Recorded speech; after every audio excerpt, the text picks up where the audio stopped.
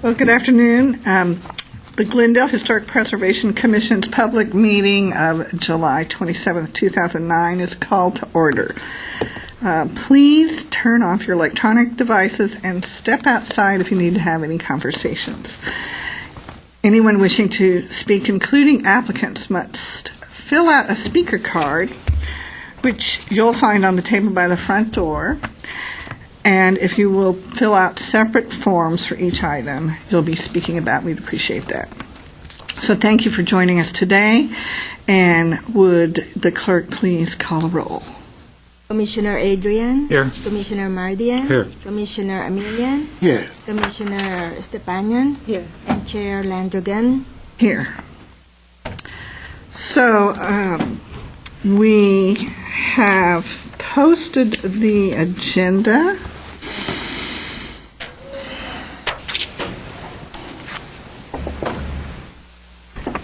That was posted on or before July 21st, 2009 on the bulletin board outside of City Hall. And we have one set of minutes to approve for June 22nd, 2009. So I ask, are there any changes or additions or approval? I don't have any comments. I don't have either. I'm ready to make a motion when the time. All right. I'll make a motion to approve the minutes of the 22nd. All right. Second. All right. I have a first and second. May I have roll call, please? Commissioner Adrian? Abstained. Commissioner Mardian? Yes. Commissioner Emilian? Yes. Commissioner Estepanian? Yes. And Chair Landrigan? Yes. Thank you. Oral communications is the time in which we open our discussion to items not part of the agenda. Each speaker is limited to 5 minutes. The commission may question the speaker, but there will be no debate or decision. Do I have any oral communication? I have not received any, so we will close oral communication and move on to old business, of which we have none. Correct? Correct. So we will move right into new business. And our first item is 1758 Rohr Street, the Glendale Register nomination, and J. Platt. Oh, I'm sorry. Manuel, would you please, Venezuela, we'll do the staff report. Thank you, Chairperson Landrigan. My name is Manuel Valenzuela, Glendale Planning Department intern, and let's get right to it. I'm going to be posting pictures on the screen while I read some points in the staff report. We are currently considering the single-family house at 1758 Rohr Street, and the owner, Richard Block, is in the audience, so if there are any further questions later, I'm sure he'd be more than happy to answer them. He has requested that his property be considered for local listing on the Glendale Register of Historic Resources. Based on a field visit to the property, information on the property obtained from city records, as well as the report submitted by the owner, staff feels that the house appears eligible for the Glendale Register of Historic Resources Criterion D. The house is located in the Brockmont neighborhood. It is at the terminus of Rohr Street and is located on the southern slope of the Verdugo Mountains. It was built in 1973 and designed by architect Bahram Kevork Jabajian, otherwise known as Jim.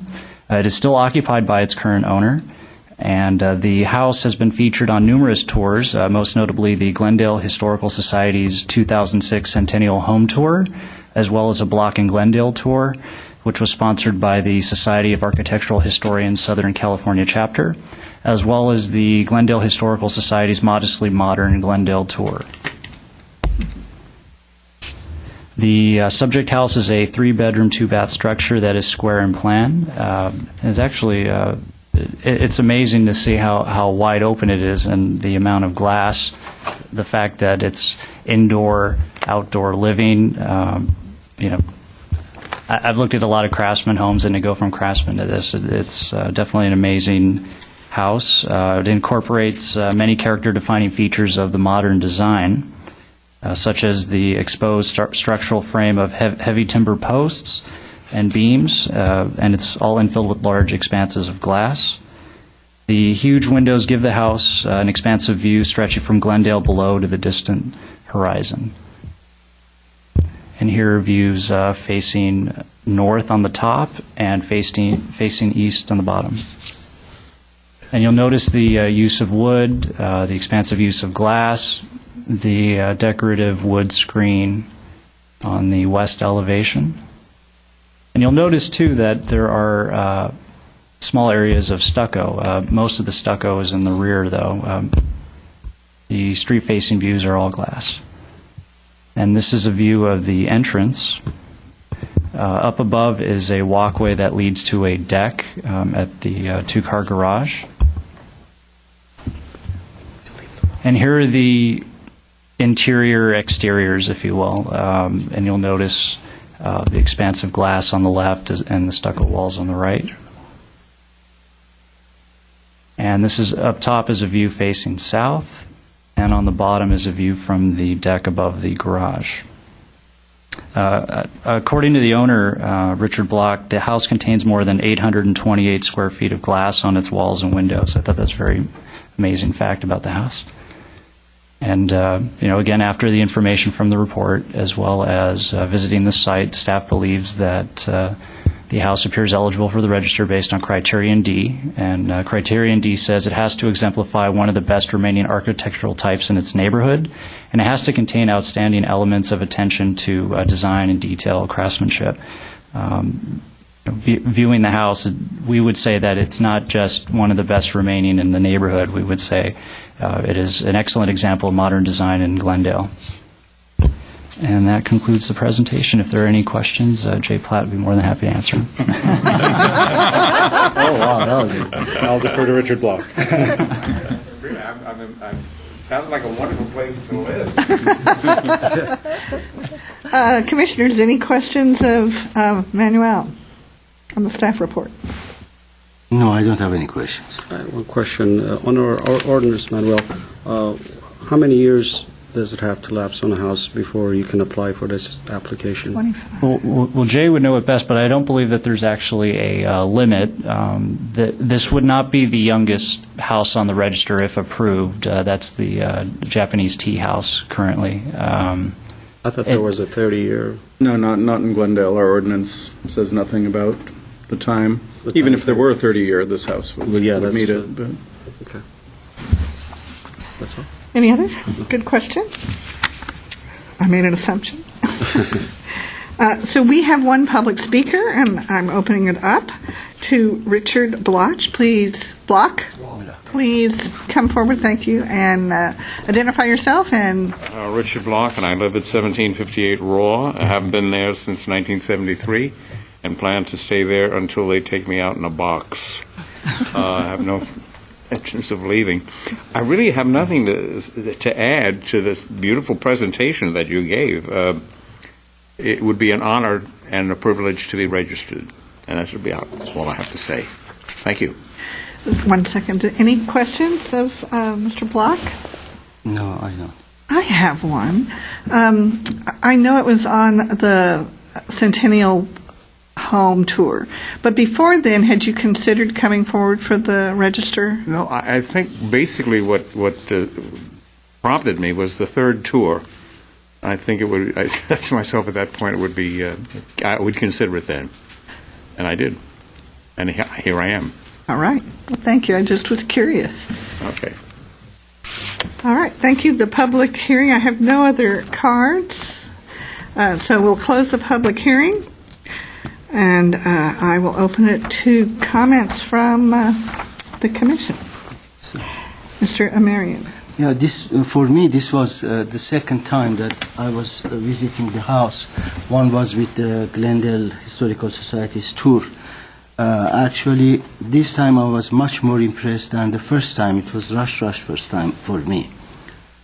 I think the house is just wonderful. It's very well done, very well situated. I like the additions that they have done, Mr. Block has done, which is the addition, or rather the extension of the porch, facing, I believe, south or north. I don't remember the orientation. I think the extended porch fits the building better than when it was a small thing, and Mr. Block explained to us. Actually, I met Mr. Mardian over there. So this works very well. I also like the way the house is brought down to the street level by wood siding. It's a very, very interesting way of hiding the dirt and part of the hill behind it. And the house is a little bit showy. It says, "Look at me, I'm here." It's just wonderful. From inside, you can see as far as I can see.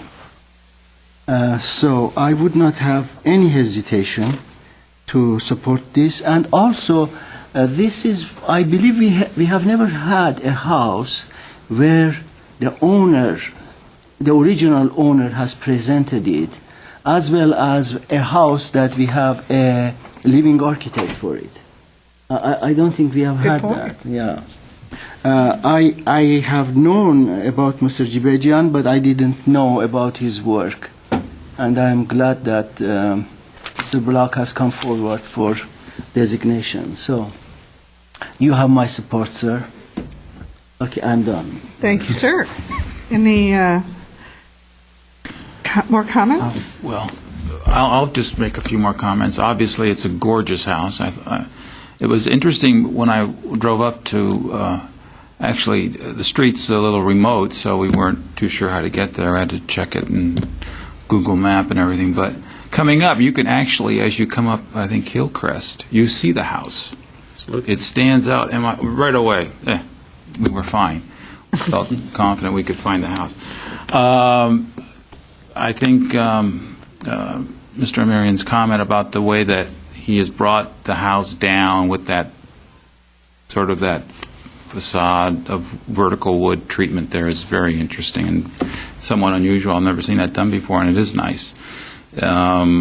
It's it's not a particularly large home, but yet it's got that verticality about it, and makes it very stunning. Not to of course dilute the fact that there's plenty of glazing, and I was disappointed, and I've talked to Mr. Block about it, and we sort of have a standing engagement one day to come back when it's the skylights are. We get the night view from inside the home. We got the city view during the day, but I'm anxious to see what it looks like at night. It's got a fantastic 360-degree view inside the home. It's gorgeous. It's gorgeous. Home built back in '73, I believe. The design began in '73, so it's very, very ahead of its time, I thought, being built back in the '70s. I don't think. And my compliments to one of my colleagues, Jim Japagian, for a very excellent job. And I'll support the thing. I think it's fantastic. It's going to make a great addition to the city. Madam Chair, Yes. may I just ask something from Sir, my colleague? Would you please include me as well on that evening tour? Yeah, all of us. Everybody. I call it the bachelor pad. Everyone's a colleague. Yeah. All right. You guys all have to go stag, though. Yeah. Oh, yeah. Mr. Marnie? Yes, thank you. I also visited the house for the second time. I was impressed by it on the first time when I saw it, and I was more impressed when I saw it the second time. I agree with my colleagues so far that the addition of the decks and the enclosure of the crawl space, really it's unique, and it adds to the house, and it reduces the mass and scale of the home. I agree with my colleagues that it does stick out, vertically, but it still relates to the hill, and it's, we haven't. I think it's one of the only examples of such architecture in that neighborhood, if I'm not mistaken. But one comment I had to staff, I'm sorry I didn't ask those questions before. Now, how does to my understanding from the report, is the south deck that is without a permit? But we couldn't find permits for either deck. Okay. So Now, this doesn't have a Mills Act attached to it. Yeah, there's no Mills Act, so we didn't consider that to be an issue that you might want to, make some considerations based on. May I ask another question? Back to the vinyl windows, these window replacements. I'm going to, this is my opinion on it. Even though they were changed, they were different, but in this case, I think it fits the architecture of the house. Plus, it's all in one color, so it blends in with the stucco. You really don't see that frame that much. I do want to see if these decks will not cause any issues in the future. Okay. Because I don't know when this goes to City Council, so I'm hoping that maybe some additional work to be done, see if there's permits. Lastly, I want to mention back to Mr. Jim Jabajian. I want to mention that Mr. Jabajian also served on the Design Review Board in the 80s. I think he was a respected figure and also contributed to one of the first Design Review Boards, when they first started implementing it. And I was surprised to see this work of his, but I think it's one of the best works he's done, and I compliment him for that. And thank you, Mr. Block, for bringing this forward. We really appreciate it. Thank you. Madam Chair, may I just take a little bit more time? I would recommend that we don't emphasize anything which is not permitted. So.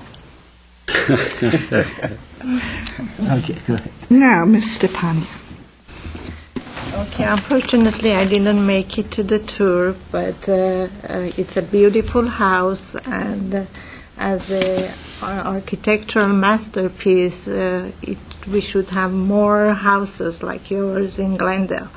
And the way the house is situated on the top of the hill and with the view that you have, my dream was always that to have like glass windows, that you don't have any barriers to see the view of a city. And this house has the whole idea behind it. And I'm sure you enjoy just living in the house, as you said. And I strongly recommend as a masterpiece that we have in Glendale to be selected as a. Any other comments from my fellow commissioners? Well, I certainly echo everything that the commissioners have said. This is just a stunning house. I love the celebration of the entry as you come in. It's the falls perspective is fabulous. I mean, it's almost like you're coming in. It's laid out very nicely, and I unfortunately had to teach on Saturday, so I wasn't able to come. But I have been to it once before, and I'm just thrilled that the Glendale Historical Society's asking you to show it has led to this, because this is just a great example of the kind of work and looking out for the city that the society does. And I have to thank them too, and especially you for coming forward. It's a great home. It's a wonderful that we have a living architect. I totally agree with my commissioner, Marion here, and I totally am in support of this home being on our register. So recommending it to the council. May I have a motion by? All right. Here's the appropriate movement. I have not rehearsed this. So. Me neither. But before you go on, we need a second. I'll second the motion. Oh, this is a different story. Let me read what I have read. Okay. All right. Next time we'll go to that. Make sure you have all the right moves. I move that Historic Preservation Commission recommend to the City Council that the property at 1758 Roar Street be designated as a local historic resource and be added to the Glendale Register of Historic Resources. And we already have a second. Very nicely stated. May I have? I second.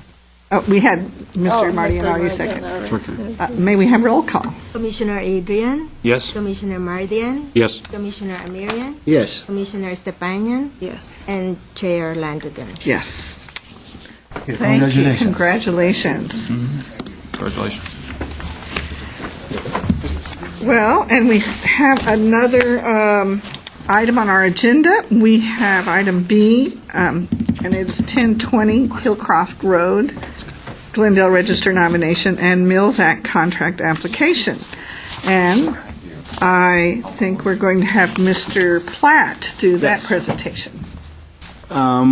Here we are at moving a little bit east over to the Ross Moyne neighborhood to 1020 Hillcroft Road on the south side of Hillcroft up in the foothills in Ross Moyne. And this is a very interesting house to me. I haven't seen many like it in my career looking at buildings. I think it's very clear that it's a Tudor revival, but it has, very special characteristics. It was built in 1931. The architect's name, if you can believe it, is Radcliffe Hollingsworth, which when I first heard it sounded like a made-up Hollywood name, but I did a little research and found out he did another building I'll show you a picture of, so I think it's the real thing. And what I think is most interesting about this house is the way he plays with the kind of form of the building while working in the Tudor Revival style. The house was built for a couple that never lived in the house, the Seavers, so it seems that they built it on speculation. And the first family that moved into it, and we're not sure exactly what year, it could be as early as 1932, 33, was the family of William Converse. And Converse was the brother of Lawrence Converse, who founded, if you remember, the Horton and Converse pharmacy chain. That was a fairly well-known chain in Los Angeles. We didn't think his connection as the treasurer of the company and the brother of the founder was kind of enough to ramp it up to the level where we would name the house the Converse House, but it's still a magnificent piece of architecture. Here's a side view from the street, and this is where you can see the kind of interesting formal aspect of it, where you have this very dramatic side-gabled roof that's cut into just at the entry area. It comes down to just kind of a one-story facade in most sections, but it's really the height of a three-story house.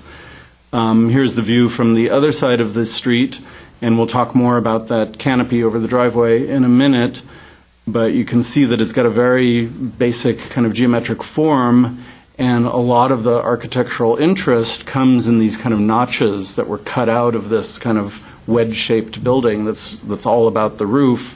But then when you look at the detailing inside this area, it's really quite remarkable how the architect just pulled so many of the classic character-defining features of the Tudor Revival into a fairly small area of the facade and did it gracefully and with a lot of material and textural interest. So you can see the half-timbering, the entryway, and then, as with pretty much every window in the house, we're looking at original windows, whether they're divided light wood windows or leaded glass windows. Here's some of the details, the Tudor arch over the kind of deeply recessed brick entryway. One of the really interesting things for me was the way the area between the half-timbering was infilled with kind of wood slats rather than with stucco, as you'd usually find on a Tudor, and then the wood slats themselves are kind of set at angles to create this kind of dynamic diamond pattern that you see when you look at the whole piece. And then the portion over the two pictures on the bottom show the section of the facade to the, I guess would be the west side, where you have this really interesting brick bonding pattern with just the ends of the bricks kind of stacked, which I associate that more with modernism than with older architecture. But here, because of the use of the older brick and the different colors, it really works beautifully. And then you have this cool kind of bottle glass, bullseye glass windows in there. Looking at the roof form, the first thing I thought of when I saw this house was I was wondering what's the precedent for this, because I hadn't seen another Tudor like this. So I immediately jumped to my architectural history, and I was like, the Low House in Rhode Island, even though it's, very different and much grander. But it's a house that's all about the roof in the same way, almost, certainly much more of a roof on this house. But I wondered if the architect possibly kind of was familiar with it. This house was built in 1887 and it was demolished in 62. And here I just pulled a few other examples of kind of late 19th century shingle-style architecture where you have these really dramatic roof lines, these kind of big, all-encompassing roofs. Just to give some context to this one. This is an apartment building just north of Wilshire on Gramercy Place that was designed by the same architect, and it's had some pretty unfortunate changes over the years, especially in the windows. But you can see its overall form and then some of the details in the lobby give it a nice character, and I'd like to learn more about this Hollingsworth, but haven't found anything else. And it looks like he had a relatively short career as an architect, but pulled off a few interesting buildings. Based on our recent discussion about chimneys and garage doors, I thought it was interesting. This house has, a really interesting chimney with the rubble stone kind of walking up the side of the house and merging into the brick fireplace or the brick chimney, and then an interesting brick chimney cap that's original. And one of the rare things that we've seen a few examples of lately are the original garage doors. And what's interesting, if you had a chance to tour the inside, the molding detail that you see on the door is something you see on a lot of the interior trim around the doorways inside the house. This garage, actually I'll start with the back of the house. The back of the house is not incredibly visible, but there are a few kind of apertures when you're on the streets downhill from it where you see it.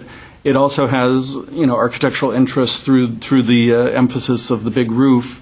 And you see the shiplap siding down at the level that's basically corresponds to the ground floor level when you're on the street facade.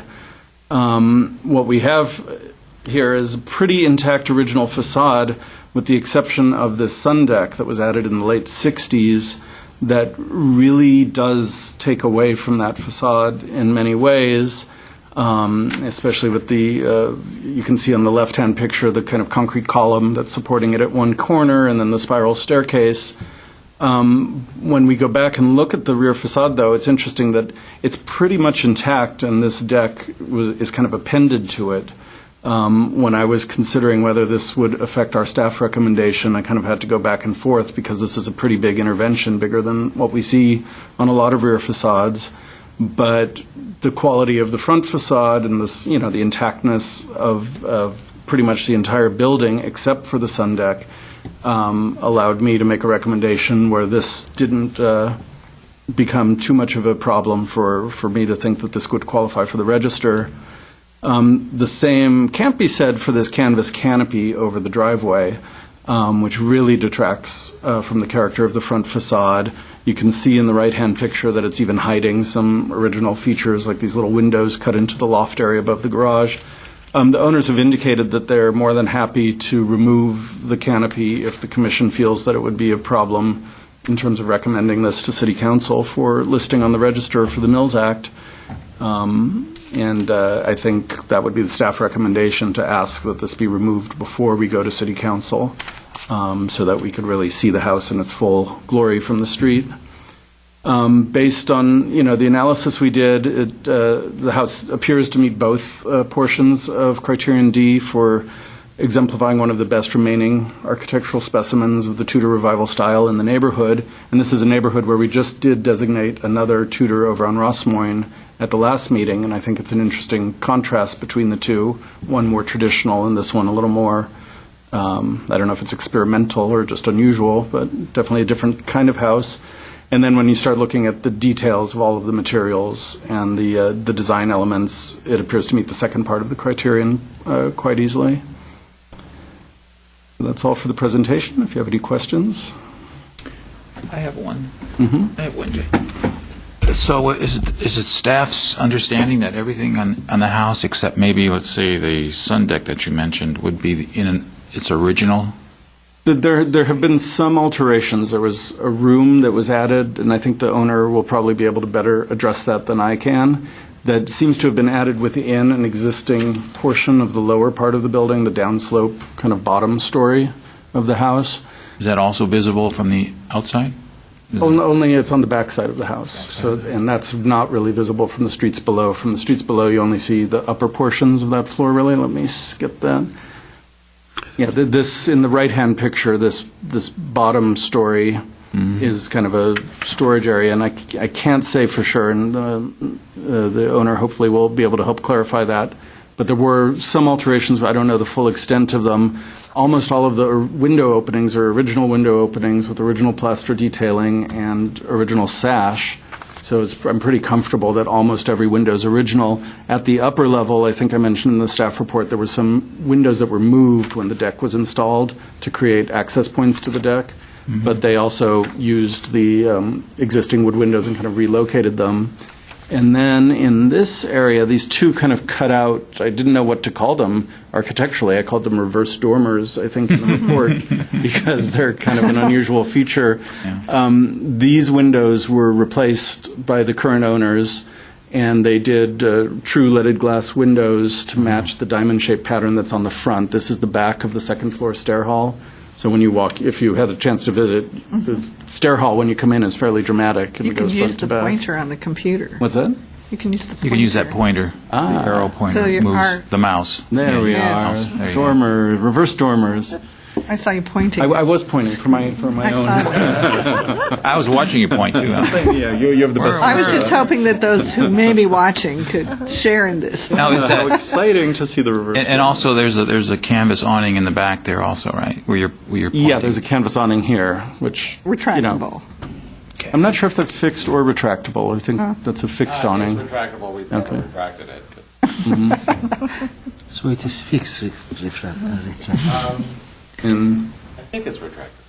No, as I said, I've never retracted it. I had a question, Madam Chair. Yes. Maybe the owner or Jay can. In 1994, porch edition? Which is that? That's the deck. yeah, Mr. Huntley, come up to the microphone, introduce yourself, and help us with that. My name is Chris Huntley, and I'm one of the owners, the current owners of the home. Just protocol, sorry to interrupt, Madam Chair, you might open the public hearing. I was thinking the same thing. So what I'll do is so we can ask questions of both of you, I'll open the public hearing, and you will, Mr. Huntley, just identify yourself and give us your address, and please answer any questions we have. Okay. My name is Chris Huntley. I'm at 1020 Hillcroft Road. And I believe that the porch that they're talking about is the deck. They had originally put it in 1968. It was a wooden deck, and due to overwatering, it sort of rotted out. So they replaced it with the current deck. And from what I understand from the previous owners, who were there for I think 51 years and did all of the work that's on the house, the windows. Well, you can't see it, but on the upper deck there are two French doors that were those were not original, but they took the two windows that were there and moved them into the kitchen because the kitchen originally didn't have corner windows like that. So they reutilized the same windows, and then they created doors that matched style-wise. I mean, if you didn't know it, it looks exactly the same. Thank you. All right. I have another question to Jay. Would you consider that canopy in the front as a structure? No, it's Violates the zoning because that's a setback. I mean, yeah, it definitely violates the setback. So it comes right up to because the I want to sidewalk. see. I don't know what my colleagues feel later, but I mean, is it a permanent structure? yeah, it's a permanent No, structure. well, it's held on at minimal attachment points. If you can, in the upper photo, there's You can there see are it. bolts that are going to go through Kind of- this kind of steel portion, and it's not easily retractable. removed. It's not retractable. No, it's fixed. There's a post here and then a post on the other side, supporting the far end of it. My last question to Jay, maybe this is premature. This is a wood shake roof. Yes. I mean, the one time, somewhere along the way, it's going to be replaced. Is it something that staff would? Yes, and since we can't approve wood shake anymore in the city, we'd look carefully at whatever was proposed by the owner to make sure that whatever synthetic material would just come as close to wood shake as possible. Okay. But that would probably be a staff level approval if we found the right material. Thank you. That's all. Any other questions of I don't have any questions. Mr. Punning? No? Mr. Huntley, would you like to continue your presentation, or were you sufficient with what we gave you? Oh, if I may say a few more things. Please come up. We've been in the house for about 6 years, and what originally attracted us to the house, I used to walk the dogs by it all the time, was the beautiful design of it. When it came up on the market, I couldn't wait to see what was inside because the outside was so beautiful. I think the elements of the design outside are really unusual. Some of the details, if you'd actually seen the house, some of the joinings between brick and stone and even the details, the sort of the plain details around the backside of the house, I haven't seen any other home, certainly in Glendale, like it. Now, I'm not an architect, so I'm certain there may be. The other aspect of it was that it's very well preserved. When we got it, the inside wasn't, well, it was well preserved, but was not in great condition, and we went in and tried to put it back the way it was. The one change that we did do that Jay was speaking of was that we changed the windows. They had the multi-light windows that were in the cutouts that faced the outside, and we changed them into the leaded glass, primarily because the other windows had literally rotted out and needed to be replaced, and we thought that it would retain the style of the original. And I think that the few changes, other than the deck and the awning, really have been made. The ones that have been made to it have been done in a way that try to maintain the integrity of the original design, as opposed to adding something else. Now, I think that the room that was talked about, I believe, now I don't know this for a fact, but I think the room that was supposedly added was literally a. Can you have the picture of the downside of the underside of the deck? Yeah. Where you see on the right-hand side, the lower, I think that was the improvement. And it was already part of the structure. They just took an area that was dirt and turned it into an office space. I know that they had a plan, I believe it was approved, to expand that area to encase it all, and they decided they never ended up doing that. So just didn't work out, or it was too expensive or something. Yes. I'm sorry, can I interrupt you for a moment? Absolutely. The deck now, from that view, I'm sorry, I didn't get a chance to see the house in person, so I'm a little bit in the dark. But the deck, is that all decking that's actually the upper roof area of that addition? Yes, that's the underside of the deck that's on the top. Okay. I see. Thank you. And that was basically it. I just wanted to, those are the few points that I wanted to say. All right, thank you. Any other questions for Mr. Huntley? I don't have any. All right, thank you, Mr. Thank Huntley. you. Thank you. I have one more question. Sorry, Mr. Huntley. Oh, you guys are popping up and I down. need exercise. What the heck? I don't know. What is the railing made out of of the deck? That exterior? Wood. Wood? Yes. All wood? Yeah. Okay, thank you. Any more questions? Stay here. I promise. Oh, that's okay. I'm going far. All right, well, I'm closing the public hearing, and I will open up the discussion to my fellow commissioners. Who would like to start? I'll start if you want. Thank you, Madam Chair. I happened to visit the property, and inside and outside, I think the house is very well preserved. I did have some concern, as Mr. Platts mentioned, when you drive down the lower, I think Loretta, the street, you could see that deck.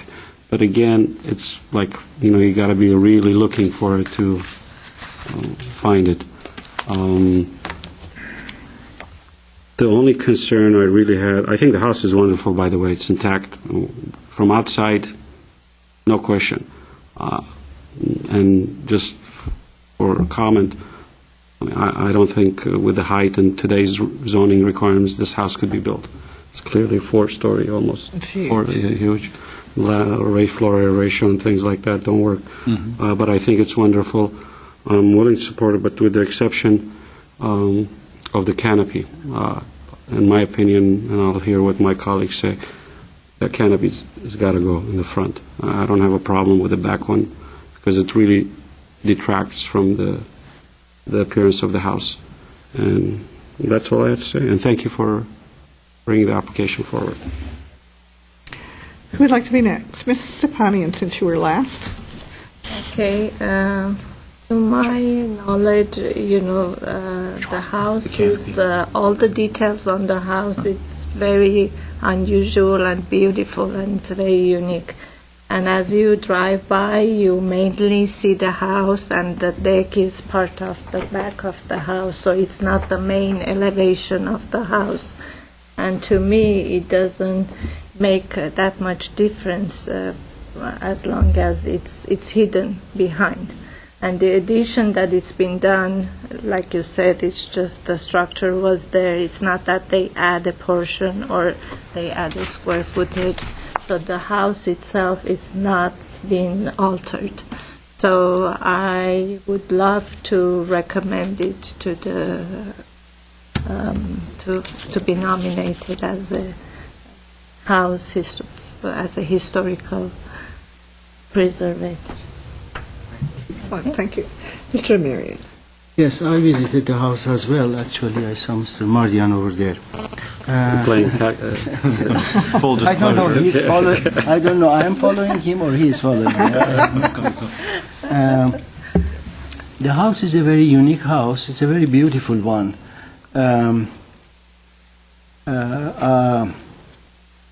I liked all the detailing, the way the different materials come and interlock, and the timbering was very unusual as reported in the report. The windows are very beautiful with all these divided lights. The entrance is very, very unique. And the chimney is beautiful. The roof is very dramatic. The house is very, very handsome. And it deserves to be nominated. What disturbed me was the additions in the back, but there again, we really should not discuss that because that's not our privy. We are to look into the house. We have to look it from the main street. That is where we look at the house. So Just to correct you, you do have purview over the whole kind of envelope of the house, and then you have to make a decision based on the balance between what's primarily visible and how that impacts the overall. Okay. I was mistaken. I always thought that the right of way is the one that we are mostly concerned. It gets a higher kind of focus. I think Mr. Amirian, you may be thinking also on historic districts. Oh, I see. Okay. Where we do look primarily at the street facade, but anyways, properties, as Jay said, the entire house, exterior. Well, the deck itself is a very ugly deck, by the way, but it's useful because if there was no deck, the house. Sorry, I have to say it the way I feel. Because there was no outdoor place, you had to go down 3 or 4 stories to go to the backyard. So the deck makes it very usable. As far as the canvas canopy on the top of the garage, whether that is legal as far as permit is concerned, I do not know that, but I think aesthetically is illegal.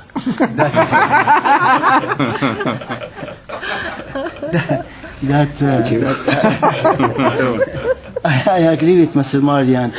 forging new legal turf. I agree with Mr. Mardian that we should ask at this commissioner. I would like that to be removed and patched it to the original. We also had chance to go inside. The inside is just wonderful, as is the outside. So I just love the house, and I would support it if someone makes a recommendation to the council. Excellent. Mr. Adrian. Well, what else can you say? It's a gorgeous home. I think it's probably one of the nicest examples they put on the register that I've seen since I've been on the board. My colleagues, I think, have pretty much hit the nail on the head.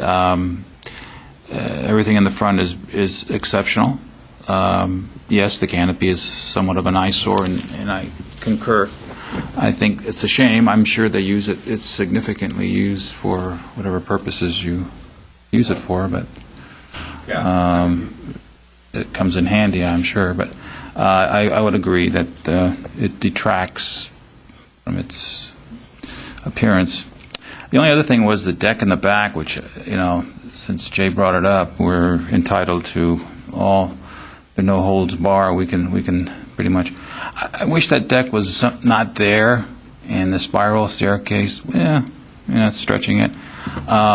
Would it be possible maybe to somehow take the color down to something of a not quite that white appearance, maybe something a little less, maybe earth tone to blend a little better, maybe it would diminish its appearance. But that's sort of a minor issue. But otherwise, God, what a beautiful home. What a gem, real gem. Thank you. Any other comments? One question, going back to my colleagues. You do see this house, the deck, from the lower street. It's not that you don't see it, so it is under our preview. Although I said earlier that, we have to kind of look for it, but there's still we're looking at it as a whole, not just the front predominant facade. So with that, I'll... That would not change my mind about the building. Okay.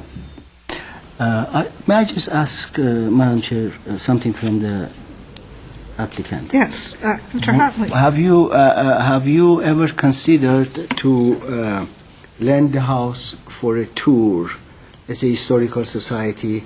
Can they organize a tour? Oh, we would love that. I mean, it's also that's one thing I didn't mention. It's also, part of the Ross Moines district, and we really haven't had a historical tour that, at least not during, that I'm aware of.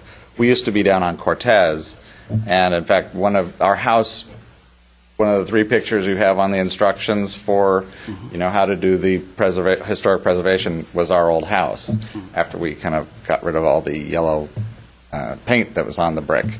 So it was sort of amusing to see, look, there's our old house and instructions for this. So absolutely, we would love that.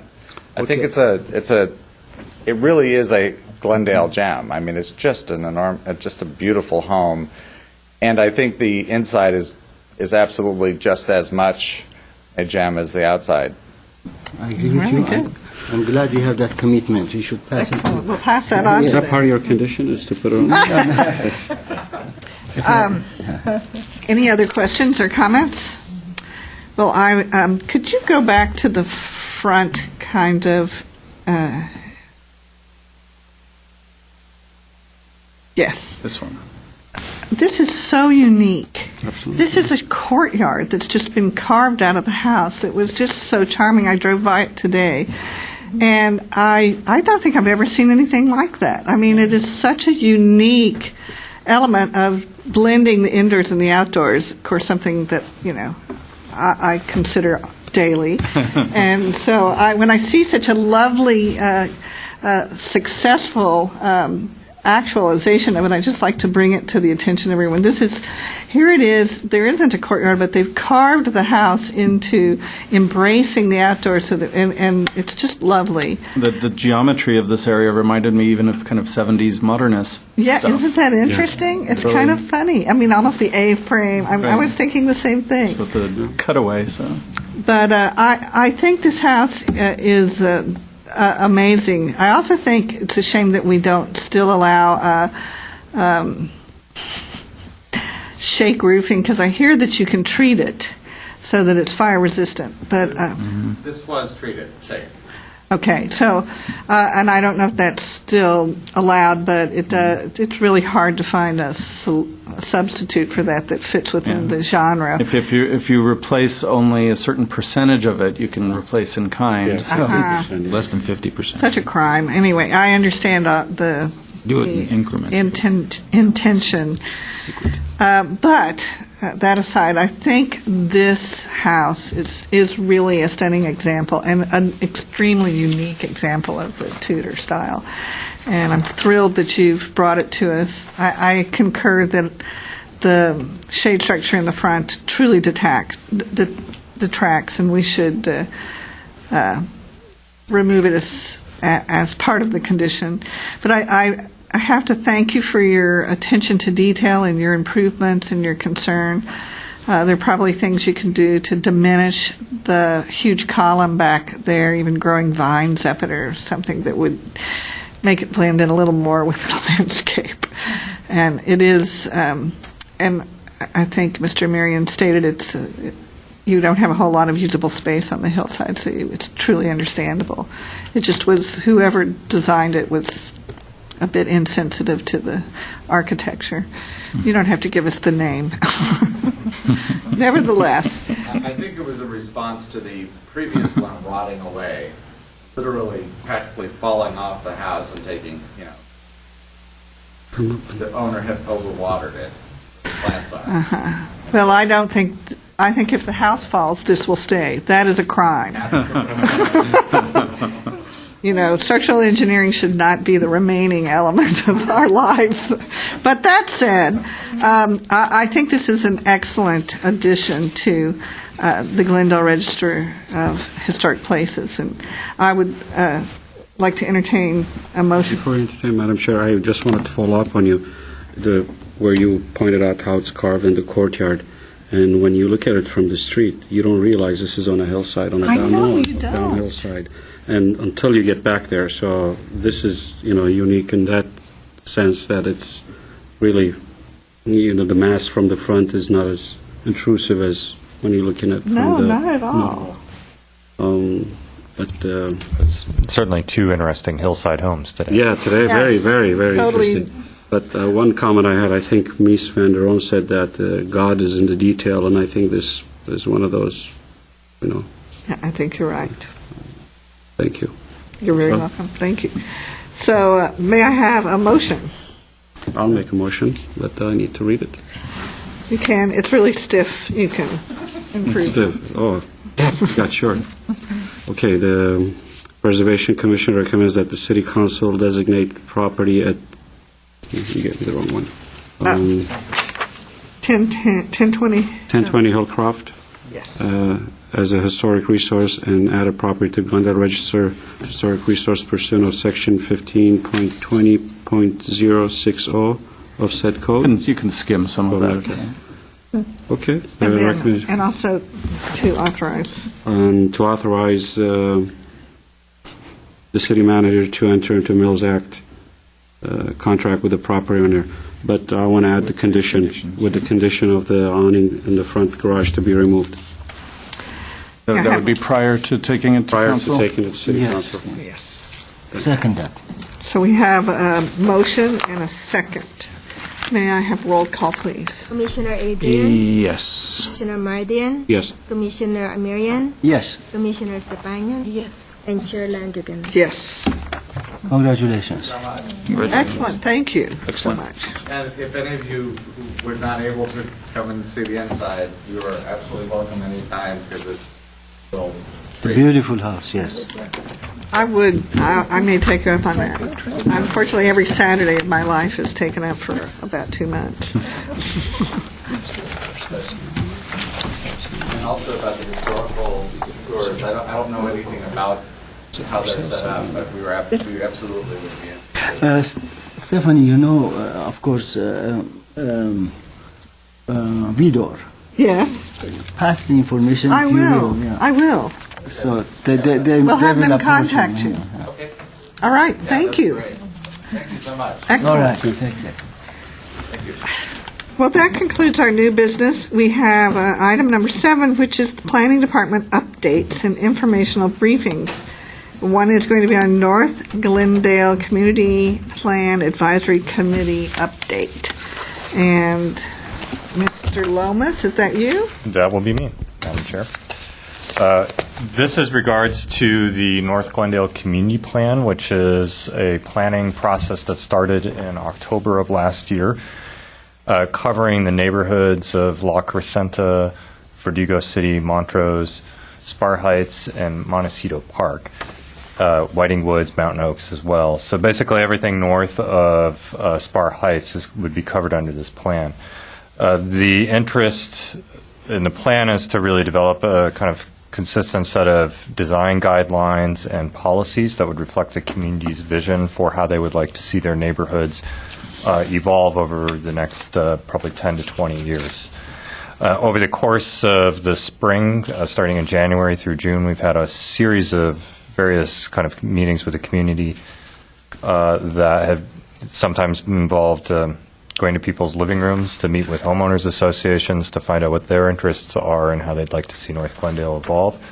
Really, it was a process of getting to know the community and some of the stakeholders and identify the kind of primary issues that they saw in terms of development for the Beckham subregion, really the Crescenta Valley.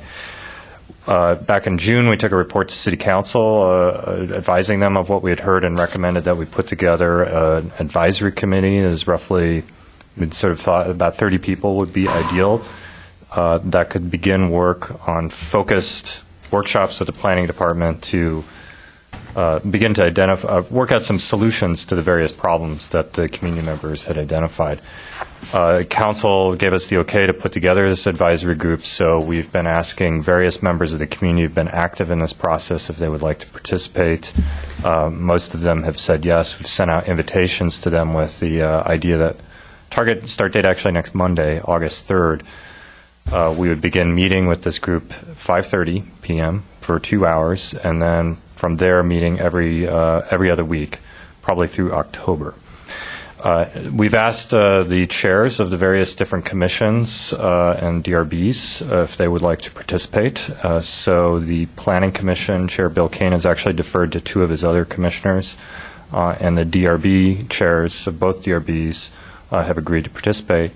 And we had contacted Chair Landrigan, I believe last week or so, ask if you would like to... Yeah, a couple of weeks ago. A couple of weeks ago, to see if, to ask Chair Landrigan if she would like to represent the HPC in this matter. And my understanding is that you I have a class on Monday nights. You have a class on Monday night and are unavailable, but have spoken to one of your other commissioners to see if he would, if they would have an interest in I did. participating. I asked Mr. Amirian, Commissioner Amirian, if he would be able to go in my stead, and I think he would be able to represent us well. And I'd be very glad to do that. thank you. And it is. I didn't mean to insult anyone else. I just thought that as a former chair, as all of us have been, and also as a former design review board member, it would be nice for him to be able to represent us, and he was able to do it. And I thank you so much for doing that. My pleasure. So we will look forward to seeing Mr. Amirian next Monday. Okay. We'll send you the information, so you are well informed of what you've got volunteered yourself for. And may I say that I would encourage anyone on our board to come and to participate, because I think it'll be a very interesting process that it wouldn't hurt if. Yeah, absolutely. If there is one other board member that would like to participate, we'd be happy to provide you with the information. Of course, we can only have two members from HPC participating. Otherwise, we have each meeting as a Correct. quorum of HPC members. So we're limited to two. Brown Act. So if somebody wished to appear, they could tell you ahead of time? Yeah. We'd appreciate that. All right. So thank you. Just wanted to clarify that so that we understood the concerns. I have one other update, just about our historic districts. We had our first application for a significant work project inside the Ardevine Highlands district. And when I say significant, this is a very small addition that was being put on the side of one of the contributing houses. It was less than 200 square feet, which means that it meets it's below the threshold that would require mandatory hearing before the commission. And the architect on the project and the owner came to us with an incredibly sympathetic design for kind of a small bump out on the kitchen at the side of this house, and we were able to exempt that from HPC review, which means we can do the staff level approval for the permit. And I'm going to try to keep you guys up to date as we have more work coming in, so that when there's work that we're approving at staff level, we can make sure that you're aware of what's going on and seeing the kind of volume of work and the types of work people are proposing. But so far, this was the first one. So. All right. I have a question. Yes, sir. As you go north on Pacific, at the northwest corner of Pacific and Kenneth Road, Yes. there is a building under construction. Was that a contributing structure when they did Cumberland Heights? Yeah, that was outside of the survey area for Cumberland Heights. I thought. But that's gone through extensive review by the Design Review Board, and staff is working closely with the owners and with the board to make sure that the design that was approved is the design that's going to be built there. That was originally a colonial-style house that the owners were converting or rehabbing into a more of a kind of Spanish or Mediterranean style. Well, what style were the trees to be cut? This I'm not sure. There were beautiful trees over there in that corner. It was so nice. Yeah, this is probably the most watched after corner of Glendale right now. There's a lot of eyes on this project. So Yeah. So I hear. Madam Chair. Where is it at, though? Where is it? It's just. No, I know, but what status is it in? Because I've passed by it several times. Sorry, I didn't. yeah, I'm not sure. I don't know if Alan knows. I haven't It heard stopped. it. It looks like It looks abandoned at the I moment. actually don't know off the top of my head what the status is in the past week or so. So it changes weekly, I would say.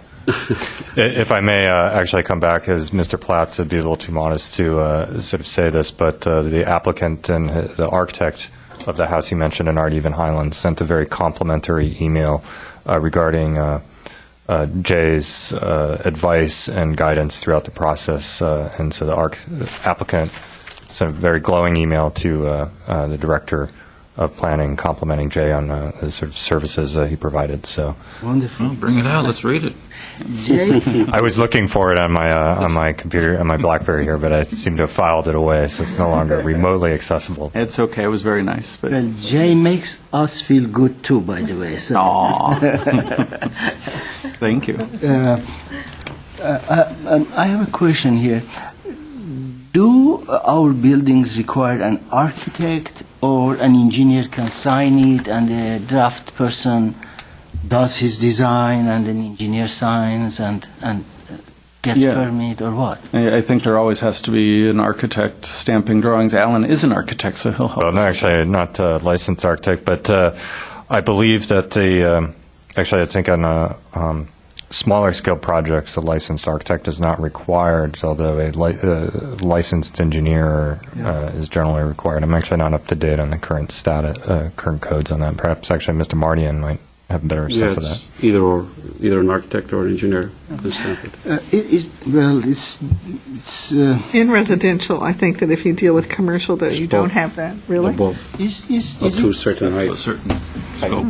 could it be legal to kind of city come up with some sort of evaluating system of our city architects and somehow watch the ones that produce buildings designs like the one at the one that we were talking? Is there anything possible, such thing?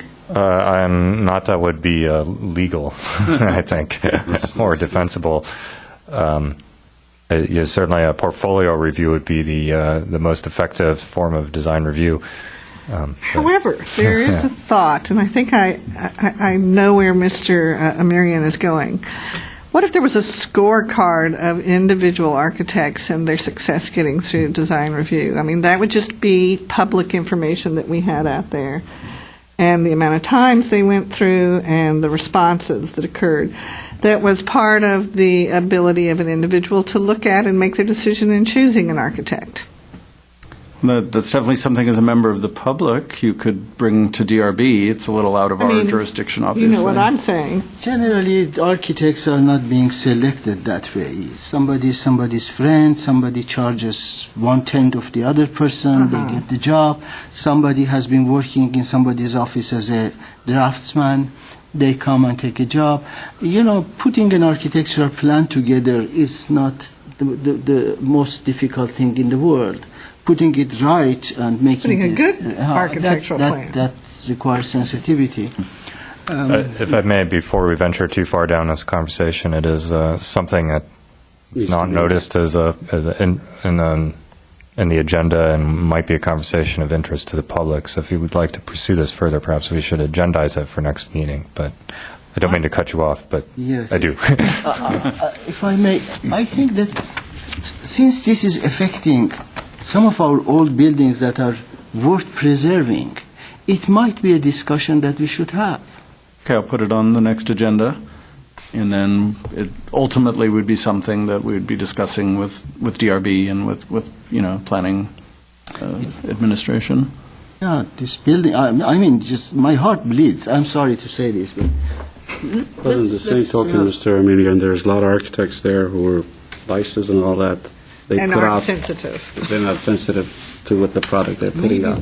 maybe we That's why can I'm find a thinking way that of showing monitoring the this. success rate and the ability, a better way to judge Well, it. we can discuss it, because there are a few ideas that Pasadena does as far as showing your previous project as part of your submittal. And why don't we just put it on the agenda for next month, bring your ideas, give it some thought in the meantime about methods that this commission might be able to work, or just bring this up with other city commissions and boards. Actually, can I ask then that if there are some sister cities that might have some good recommendations that we have them brought? Well, we could do some staff research and see what's happening in the greater area. And let And you know certainly, about if that the meeting. commission has thoughts, please forward those to us, and Okay. we'll I mean, if you think take a look at them for next these month. are good. Well, I mean, that's part of their application. You have, I mean, it was, I'm not sure now, but you have to show, previous projects that you've done in town or other projects around the local areas. And that will, I guess the picture will tell it all, the final product. But we can certainly agendize it. I do agree, Mr. Amiran, that Let's agendize it. All right. the discussion is worthy. Any other item not on our agenda that's a discussion item? I just want, again, Yes. I remember when we were doing the municipal services building, when the earthquake retrofitting and whatnot, I was kind of skeptical. I was worried what happens when the fountain level is raised and whatnot. But after it is done, I think our plaza is much better, the space is better, and I like to congratulate. Planning department was involved on this, wasn't it? Roger Kiesel was the case planner on that. It was actually handled through DRB and HPC prior to either Jay or I joining city staff. But is Roger done. Kiesel was the case planner on that project and saw it through. It is done very well, and I'm very pleased with the outcome. I just wanted to say that. That was also a project that HPC and DRB had a joint session on it. Yes, I while remember. back. And I think that the accessibility addition is very tastefully tucked into the whole element. So nicely done. Too often it's tacked on, and it's just done nicely. Madam Chair, one question. Can you update us on the window issue as it comes up? You're discussing the windows now, you're going back to... Sure. Council? Yeah, we met with council 2 weeks ago and gave a presentation about the city's window review policy. And this was for non-historic district, non-designated buildings, but in many cases older buildings, but pretty much citywide. Window review is part of our design review responsibility for all aspects of permitted work in the city. Council gave us some direction in terms of our report and asked us to continue preparing some written guidelines that are going to kind of codify some of the process that we've developed at staff level for reviewing these windows. And we're going to present this in September at the commission. We haven't set the date yet. So once those guidelines are ready, they'll be available for review if the commission is interested. And then we'll be getting feedback from council, and we'll have to wait until that happens, until we know exactly. Are you speaking of the retrofitting? Of any window replacement, yeah. Would it be too bold for us to ask to see the staff report? I think that would be fair.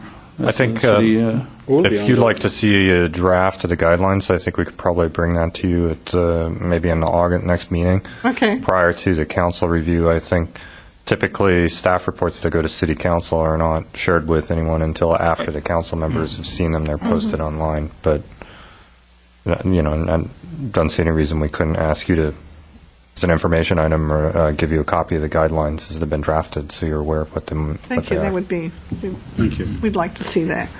I think, given that this is actually a design review board issue rather than an HPC issue, I think we should probably, if we're going to share them with you, we should probably also share them with the two design Well, review that's boards. true, but the interesting thing is that our future historic resources are in the hands of the design review board until they come forward. So they are our palette that we choose from. So if it's going to affect it, I think it's something we want to look at in that manner. Don't you think that's the way to deal with Absolutely, because right now, I think the historic design guidelines are referred to, no? When you're doing reviews and things like that. Don't you use it? it? Don't you see if something is a contributor, even if it goes, No. certain areas? We do look to see if properties have been surveyed, whether the Cumberland Heights survey or any. We have numerous surveys that have been done over the years. But in general, unless a building is designated or in a district, we're not going to use the historic district guidelines. And in fact, the district guidelines are going to be more strict and should be more strict than what we would be using citywide. One of the goals will be when changes are made to windows that they're more reversible than some changes, so that if a neighborhood were to become a district in the future and someone wanted to bring their windows back to their original look, it would be easier to do that. But that's not one of the motivating factors in how we're going to review the windows. Not even on the 1930s and 1920s homes?